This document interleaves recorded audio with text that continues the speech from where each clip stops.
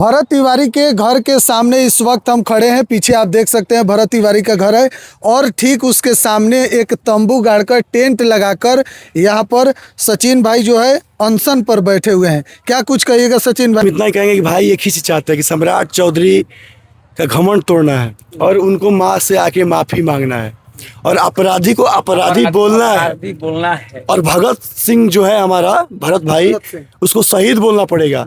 और यहाँ पे जितने लोगों को गलत तरीके से फंसाया गया है सबका केस से बाइज्जत करे, नाम काटे। और आखिरी जिस मकसद से भरत तिवारी आवाज़ उठा रहे थे, जिनके लिए लड़ रहे थे, उनकी लड़ाई को सरकार लड़े, यहाँ के लोग लड़े और उनका अधिकार दिलवाए, तब जाके भरत भाई के आत्मा को शांति मिलेगा।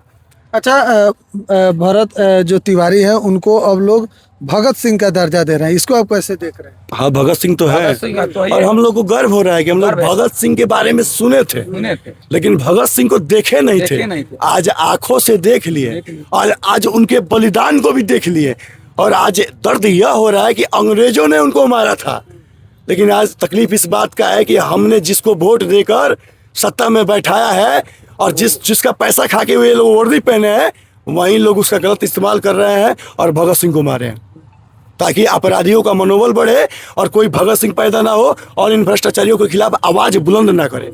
अच्छा, यहाँ के लोग जहाँ तक जानने की कोशिश किए हैं, सभी लोग कह रहे हैं कि भाई शुरू से समाज सेवी का काम करते थे, गरीब गुरबा के लिए। तो समाज से उसके भरत तिवारी के ऊपर एक FIR पहले से नहीं था, हथियार उठाया था मजबूरी में और हथियार भी इसलिए उठाया था कि उसने पहले ही सोशल मीडिया पर लिख दिया था कि हमको क्रांति लाना है, कि हमारे पास अब कोई विकल्प नहीं है, ऑप्शन नहीं है, ये लोग मान नहीं रहे हैं, तो हथियार उठाया।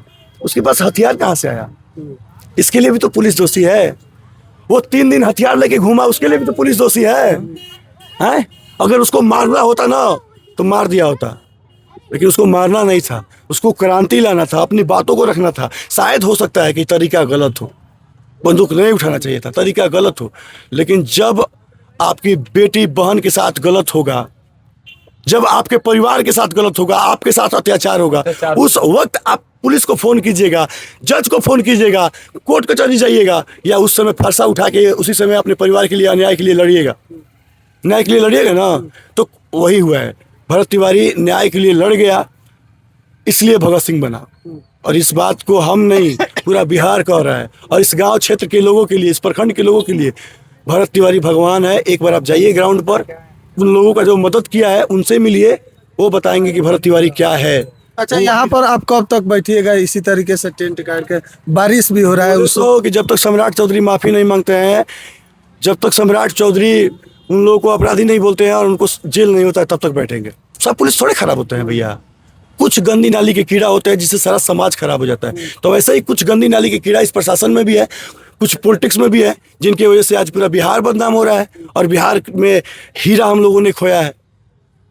पहले तो सबको लगता है ये कोयला है, कोयला है, कोयला है, लेकिन अब उसका जो चमक जो निखरा उसके मरने के बाद सबको पता चला कि हमने बिहार का हीरा खोया है और नहीं खोना चाहिए था। अच्छा, बिहार में कितना ऐसा बड़का बड़का अपराधी है, पुलिस कहाँ इनकाउंटर कर रहा है उस सब का? कहाँ से करेगा? जब अपराधी विधायक बनता है, बाहुबली नेता बनता है, तो कहाँ से होगा? यहाँ तो गाली दे के मुख्यमंत्री बन जाता है आदमी। हमको इतना गाली आता है कि हम गाली देते देते नेता बन गए। अब इसका कोई जवाब है कहाँ? लिख लोड़ा पढ़ पत्थल, तो हमारे नेताजी लोगों का वही हाल है, लिखते लोड़ा है पढ़ते पत्थल है। कहावत है भैंस के आगे बीन बजावा भैंस करे पौराई। तो सम्राट चौधरी है भाई, तो दिमाग नहीं खे, दिमाग रहित तो 7 दिन में जितना बिहार की बदनामी भइल, पुलिस के बदनामी भइल, वही बेरे हुआ भी रहते हैं। आके घर में बैठ के मातारी के समझा बुझा के हाथ जोड़ के माफी मांग के समस्या के समाधान कर देले रहते हैं। आज बिहार बदनाम ना हुई, आज बिहार के पुलिस बदनाम ना हुई, सरकार बदनाम ना हुई। आज पूरा देश में बिहार पुलिस के थूथू होता, सम्राट चौधरी के थूथू होता। आज हमने के मुंह से उनका खातिर खराब निकलता, मुख्यमंत्री होंगे खराब हमने के ना निकले के चाहिए, लेकिन जो तू कोयले बड़ा वैसे नहीं पैब, जैसन देवता वैसन पूजा। हाँ, तो आप सुन रहे थे सचिन जी को, बाबा एक्सप्रेस न्यूज के पत्रकार हैं और यहाँ पर भरत तिवारी के घर के ठीक सामने देख सकते हैं कि बारिश का मौसम है, उसी बीच टेंट आप कह सकते हैं छोटा सा तंबू लगाकर यहाँ पर बैठे हुए हैं अनशन पर।